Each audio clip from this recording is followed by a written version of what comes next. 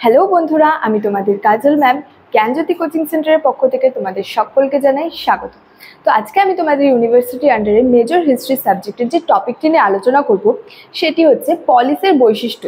পলিসের বৈশিষ্ট্যগুলি কী কী ছিল আলোচনায় যাওয়ার আগে তোমাদেরকে একটা ছোট্ট ইনফরমেশন দিতে চাই। সেটি হলো, তোমরা যারা আমাদের কোচিং সেন্টারে এখনও যুক্ত হওনি কিংবা যুক্ত হতে চাইছো, তারা উপরে দুটি নাম্বার দেখতে পাচ্ছ, 6295916282 এবং 7076398606। এই দুটি নাম্বারের মধ্যে যে কোনো একটি নাম্বারে যোগাযোগ করে কিন্তু আমাদের সাথে যুক্ত হয়ে যেতে পারো। তো আজকের টপিক সম্পর্কে আলোচনা শুরু করছি। তো আজকের টপিকটি হলো পলিসের বৈশিষ্ট্য, বলতে পলিসের বৈশিষ্ট্য সম্পর্কে আলোচনা করো। এর আগের দিন কিন্তু আমি তোমাদের পলিস বলতে কি বোঝো বা পলিস কি এই সম্পর্কে কিন্তু আলোচনা করেছি। তো আজকে আমি পলিসের বৈশিষ্ট্যগুলি সম্পর্কে আলোচনা করব। পলিসের কিন্তু বিভিন্ন বৈশিষ্ট্য রয়েছে, যেমন ওখানে বলা হয়েছে রাষ্ট্রের আয়তন ও জনসংখ্যা, রাজার অনুপস্থিতি, নাগরিক ও বিদেশিদের অবস্থান, প্রশাসনে জনগণের অংশগ্রহণ, স্বতন্ত্র, নাগরিক ও গ্রামের সমন্বয় এবং অর্থনৈতিক বৈষম্য। এই 7টি বৈশিষ্ট্য সম্পর্কে আজকে কিন্তু আলোচনা করব। চলো এক এক করে কিন্তু আলোচনা শুরু করছি।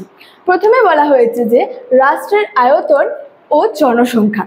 গ্রিক পলিসগুলির যে জনসংখ্যা এবং আয়তনে কিন্তু ক্ষুদ্র হতো বা ক্ষুদ্র ছিল, এবং প্লেটো তার রিপাবলিক গ্রন্থে বলেছেন যে একটি আদর্শ পলিসের সংখ্যা হওয়া উচিত বা সংখ্যা ছিল 5000। এবং অ্যারিস্টটল এই সম্পর্কে বলেছেন যে 10 জন নাগরিক নিয়ে গঠিত পলিসগুলি যেমন স্বয়ংসম্পূর্ণ হতে পারে না, ঠিক তেমনি 1 লক্ষ নাগরিক নিয়ে গঠিত পলিসগুলি কিন্তু সুদক্ষ শাসন পরিচালনা করতে পারে না।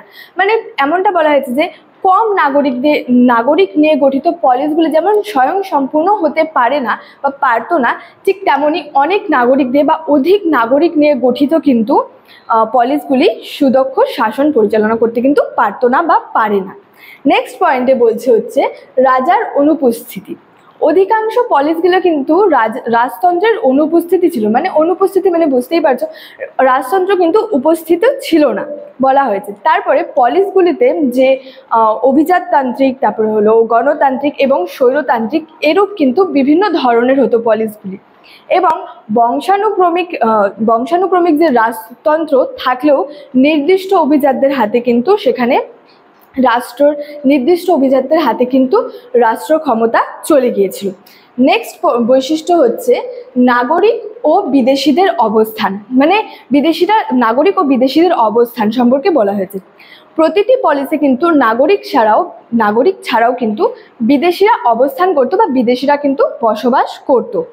তাদের কিন্তু নাগরিক অধিকার ছিল না, তবে সেখানে বসবাসের জন্য বা বসবাসের বিষয়ে তারা কিন্তু সামাজিক কিন্তু স্বীকৃতি পেয়েছিল। এথেন্সের শাসক এই সম্পর্কে বলেছেন যে আমরা বিদেশিদের কোনো শিক্ষা বা দৃশ্য থেকে কিন্তু সরিয়ে রাখি না। এথেন্সের শাসক এমনটা বলেছেন যে তারা কিন্তু বিদেশিদের শিক্ষা বা দৃশ্য থেকে কিন্তু সরিয়ে রাখতেন না। নেক্সট পয়েন্ট হচ্ছে প্রশাসনে জনগণের অংশগ্রহণ, জনগণরা সেখানে কিন্তু অংশগ্রহণ করতে পারতো বা অংশ নিতে পারতো। তো বলা হয়েছে গ্রিক পলিসগুলিতে কিন্তু নাগরিকরা শাসন পরিচালনায় প্রত্যক্ষভাবে কিন্তু অংশগ্রহণ করতে পারতো বা অংশ নিতে পারতো। অ্যারিস্টটল তার পলিটিক্স গ্রন্থে বলেছেন যে পলিসের আয়তন ক্ষুদ্র হওয়া প্রয়োজন, যাতে সেখানে যে প্রতিটি নাগরিকের মধ্যে প্রত্যক্ষ পরিচয় থাকতো। অ্যারিস্টটল তার পলিটিক্স গ্রন্থে বলেছেন যে পলিসের আয়তন এমন ক্ষুদ্র হওয়া প্রয়োজন বা ক্ষুদ্র হওয়া উচিত, যাতে সেখানকার যে নাগরিকরা ছিল তারা কিন্তু প্রত্যক্ষ পরিচয় থাকতো। নেক্সট পয়েন্ট হচ্ছে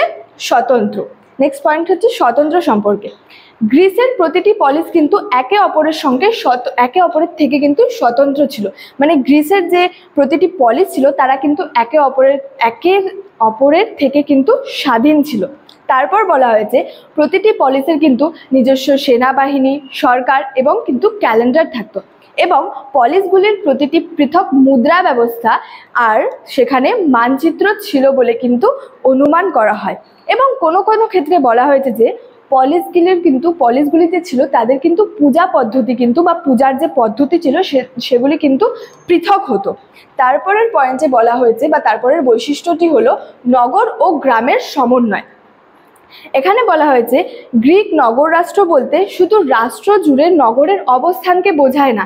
প্রাচীন গ্রিসের যেমন এথেন্সের মতো উন্নত নগর রাষ্ট্র ছিল, তেমনই অনেক নগর রাষ্ট্র ছিল যা কিনা আদৌ নগর ছিল না। মানে এরকম অনেক নগর রাষ্ট্র ছিল যা কিনা আদৌ নগর ছিল না, এমনটা কিন্তু বলা হয়েছে।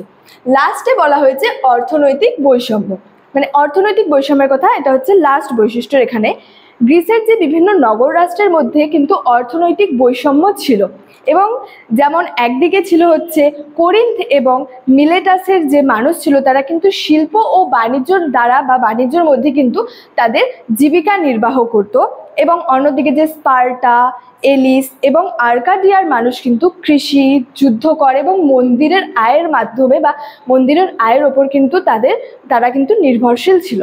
তো স্টুডেন্ট, আজকে ছিল এই পলিসের বৈশিষ্ট্য সম্পর্কে, এই 7টি বৈশিষ্ট্য সম্পর্কে আলোচনা করলাম। আশা করি তোমাদের ভিডিওটি ভালো লেগেছে। ভিডিওটি ভালো লাগলে অবশ্যই কিন্তু লাইক, কমেন্টস করবে এবং ভিডিওটি বন্ধুদের সাথে কিন্তু শেয়ার করে দিবে। তো দেখা হচ্ছে তোমাদের সাথে অন্য কোনো একটি ভিডিওতে। ততক্ষণের জন্য ভালো থেকো, সুস্থ থেকো। Thank you so much. Thanks for watching.